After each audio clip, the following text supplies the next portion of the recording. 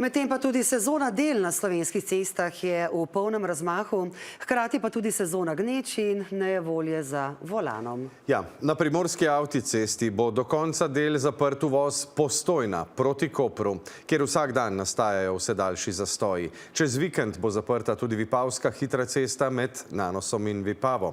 Kakšne so razmere na terenu, kje nastajajo zastoji, kje so in bodo ključne zapore, preverjajo naše 3 ekipe na Štajerskem, Primorskem in v osrednji Sloveniji. Ja, prvo ozko grlo, če se iz Maribora peljemo proti Ljubljani, je med Framom in Slovensko Bistrico.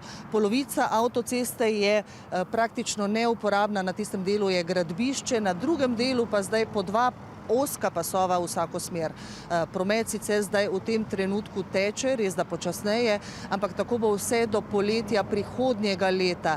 Kako bo od junija letos naprej, ko se začnejo dela tudi med Slovenskimi Konjicami in Dramljami in ko bomo imeli na voljo zgolj en vozni pas v vsako smer, pa mnogi niti pomisliti ne upajo, kajti že zdaj se ob večjih prometnih konicah proti Ljubljani ali iz nje vozimo tudi do 2 uri. Torej 2 uri v eno smer, 2 uri nazaj. Tako, 4 ure.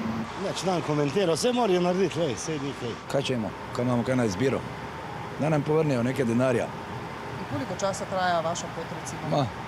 Celo večnost. Tudi slaba volja ne prispeva k temu, da smo hitreje iz A do B. Na že tako obremenjenem avtocestnem odseku med Ljubljano in Domžalami se s prihodnjim tednom zapira še prometni pas proti Ljubljani.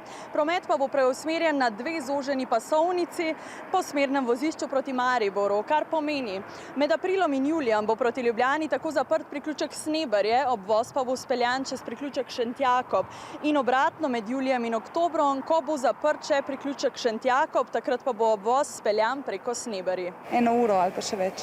Uro pa pol. Od Domžal do Ljubljane. Skoraj, ja. Saj ceste poznamo, tle pa lahko mačkam po ovinkah. Večinoma lahko skoraj 1 urco zadevo podaljša, ne? Sploh, če je še kakšna nesreča. Ponovadi kakšne 50 minut, zdaj kaj gužva.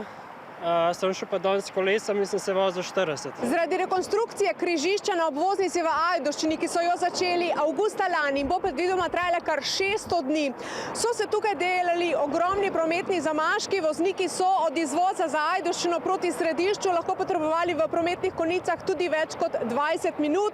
Gneča pa je bila tudi na izvozu oziroma na Vipavski hitri cesti, kar je bilo tudi prometno nevarno.